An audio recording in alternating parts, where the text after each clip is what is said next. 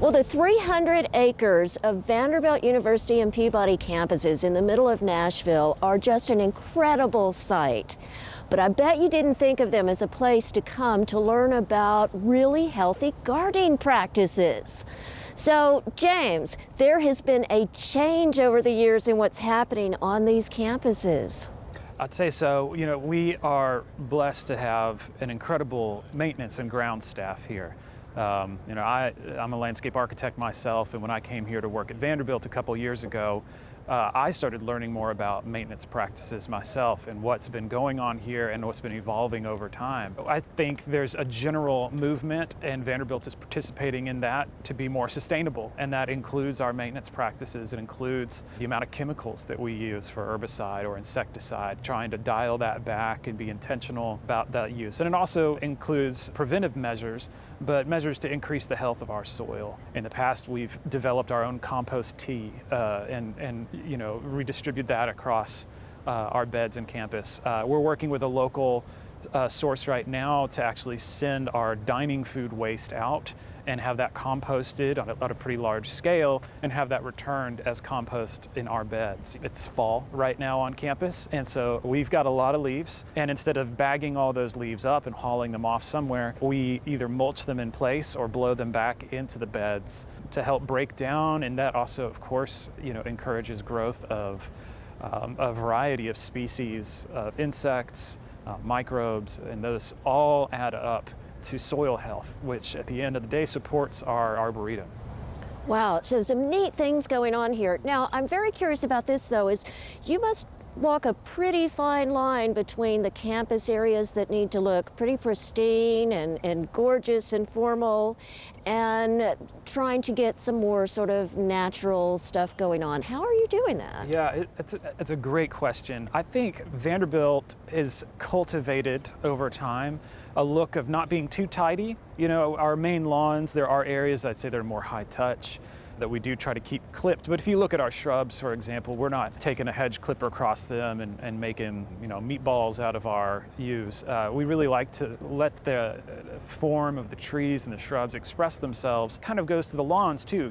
You will see a couple weeds in our lawns occasionally, especially some of ours that are less high touch areas like Alumni Lawn or Peabody Lawn. We're trying to dial back the amount of herbicide in those places. And in Nashville, that means, living with a couple of weeds, which sometimes are just plants in the wrong place. There are other places which we are actually actively exploring lawn replacement. Actually, behind us right now is a good example. You can see the growth of the liriope here. This actually used to be lawn in the pine straw areas, and we are trying to strip out the lawn under these trees, establish a mix of ground covers here that is easier to maintain. It means we're not running vehicles over the roots and is better ultimately for these trees. And finally, we do actually have some areas around campus, kind of out of the way places where we're experimenting with lawn replacements like native meadow seeds, so native grasses and forbs.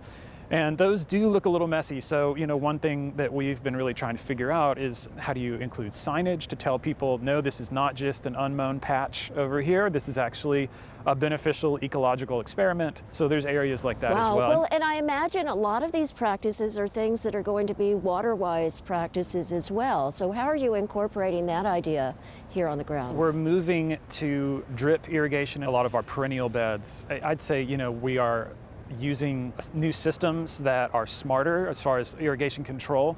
We want to be able to water on a mass scale when we need to, right? If we hit a big drought, we don't want to lose trees, we don't want to lose our plantings that we've invested in, but we also don't want that running after it's been raining for a week solid. We've really invested in smart irrigation controllers. Our grounds crew were showing me the other day, they can just pull it up on their phone and review water windows and tables like that. So that's part of it, right, is having the infrastructure, but only using it when we need it.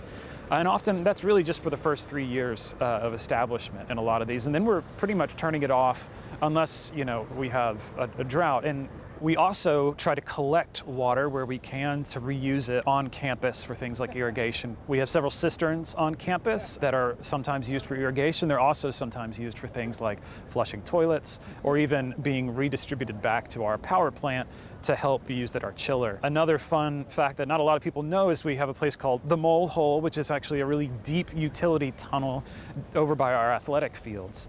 And because we're in a limestone area, we get a lot of groundwater coming into that hole that we have to pump somewhere. And so we actually use some of that water, we filter it a little bit, right, so to plug the lines, but we use it to irrigate our athletic fields, to even cool off some of our artificial turf areas. And so that's just water we're getting, and we just pay to pump it, and otherwise it would just be going right into the storm sewers and out to the Cumberland. I really love examples like that that keep water in place. We're moving towards a more native perennial and woody palette.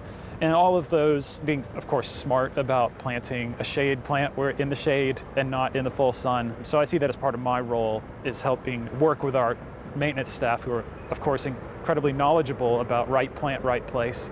Well, James, thank you so much for spending time with us on this fall day out here at Vanderbilt. It's really inspirational to hear about the practices you're doing and thinking about things that we can do at our own homes.